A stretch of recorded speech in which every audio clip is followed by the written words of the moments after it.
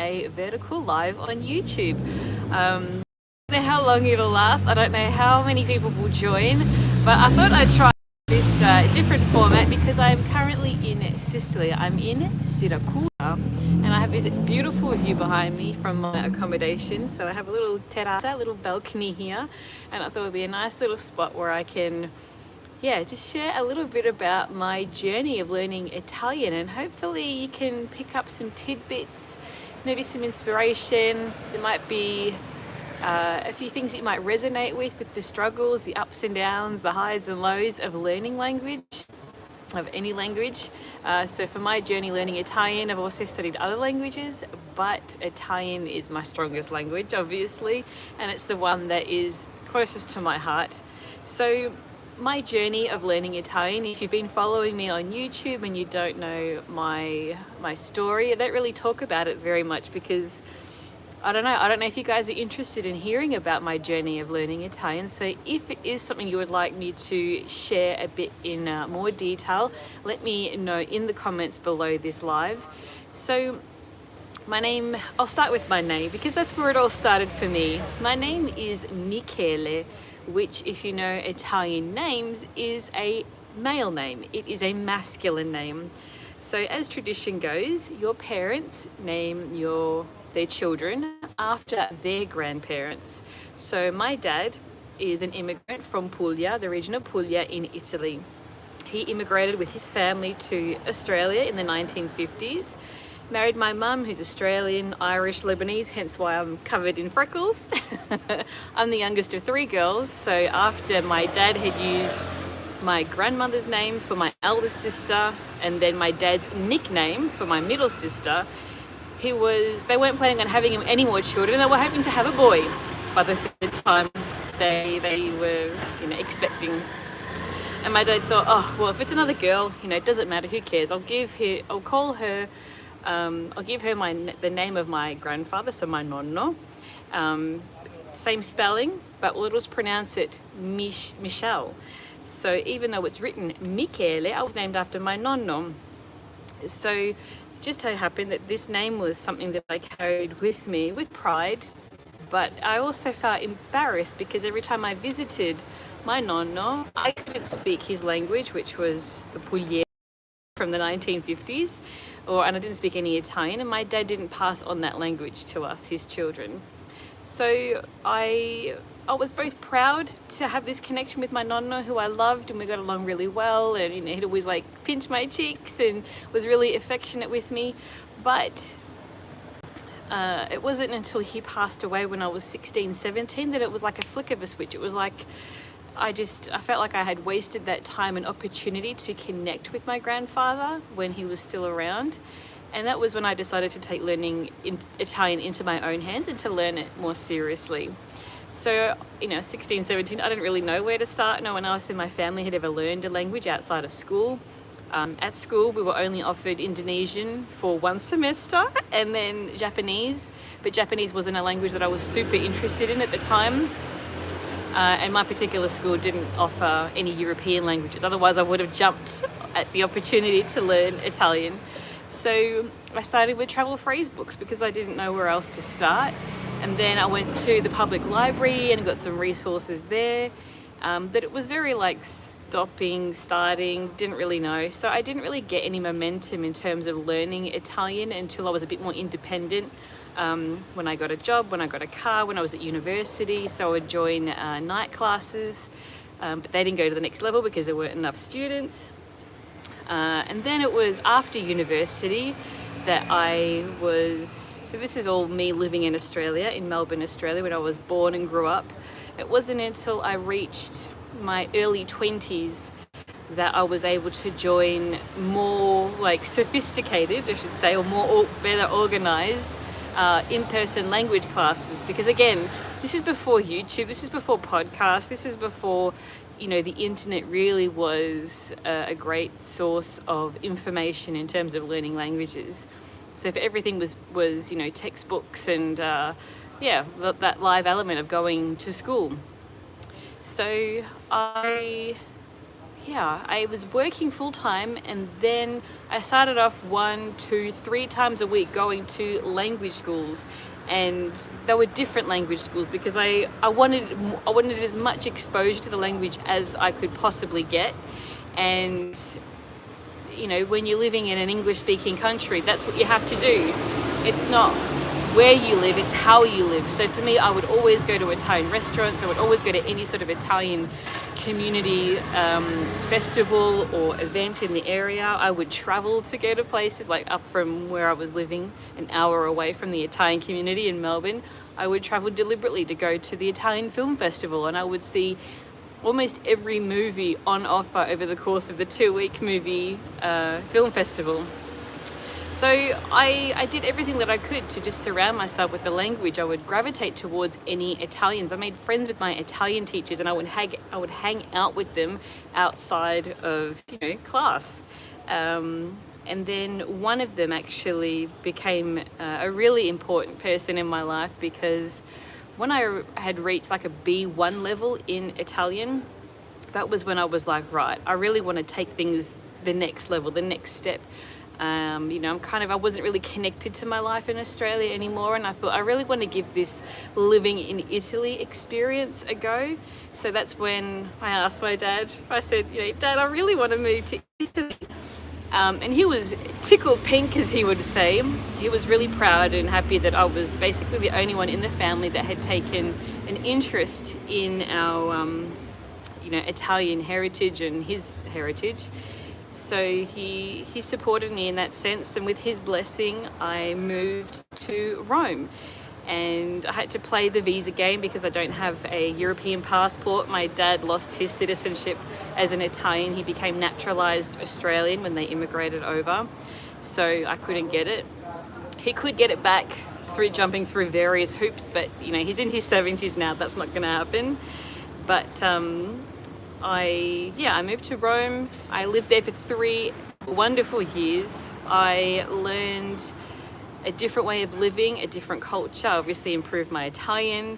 I took my C1 exam, and it was just, a completely different change in pace in life than what I had experienced in Australia, where it was more focused on climbing the corporate ladder, buying the house, buying the car, having a family, doing all these things. But when you go traveling, and especially in Italy, the pace of life is so different. There was more of a balance of life outside of work.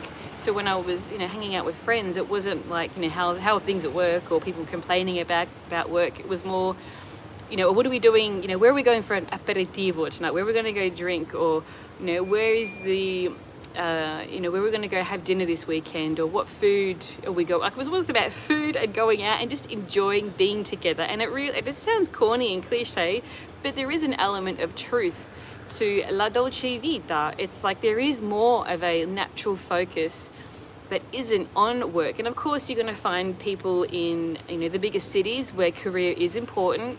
But for me, I didn't want to play that game anymore, and it didn't feel that way when I was living in Rome. So yeah, 3 years into my journey in Rome, I lived in the San Giovanni area. If you know where that is, it's just outside the Roman walls, just south of the Colosseum. A really nice neighborhood. I lived there with a lady called Maria Rosaria, lovely lady. I went to visit her recently again. And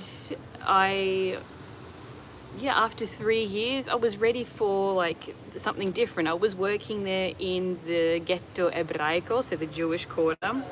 And after 3 years working at the same job, I was ready for a change. I was ready to, you know, keep learning, because I love learning in any way, in any sense, just to improve.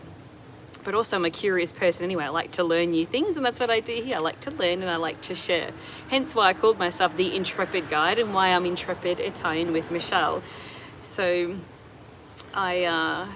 into the 3-year journey, I was looking for other options. You know, where could I find a different job? And there was nothing at the time. And this is where it sort of really sunk in. The reason why Italians leave the country is because, you know, job opportunities aren't great. once you find a job, it's very hard to, change your career like it's so natural for us to do in Australia, for example, where it's easy to change careers. In Italy, you have people that have a job and they stay in it because it's just the security, and it's very hard to find a job a tempo indeterminato, so like a full-time job. The way that we see full-time jobs in our own countries, in Australia and the UK at least, where I live now, is that, it's just a given that you have that job security. But in Italy, it's hard to come by these full-time jobs. It's very much like a contract basis, like tempo determinato, which is what I had. But because I was the only person doing what I did in the agency, I didn't feel that threat to lose my job, at the end of, every month or every 2 or 3 months, according to the length of the contract. So after the 3 years, when I was ready for that change, there was just nothing else that I could do professionally that I felt like could really, sort of appease or satisfy my appetite for learning.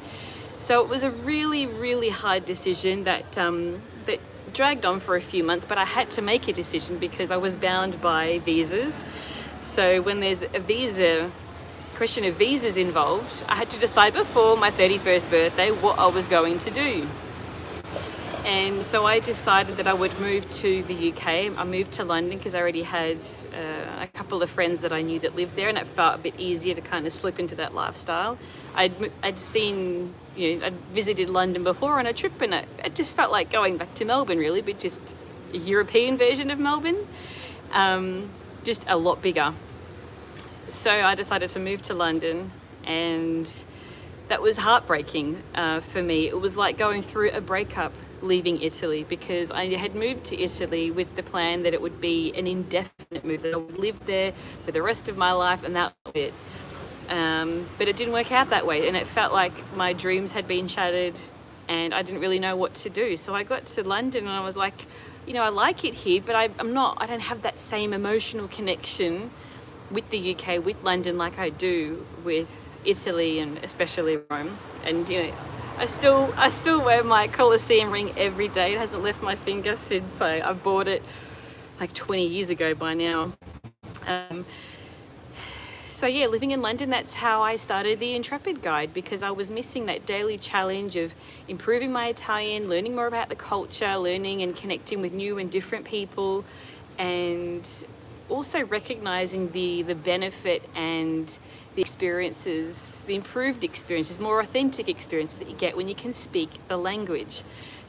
So that was why I created the Intrepid Guide, so a language learning website for travel.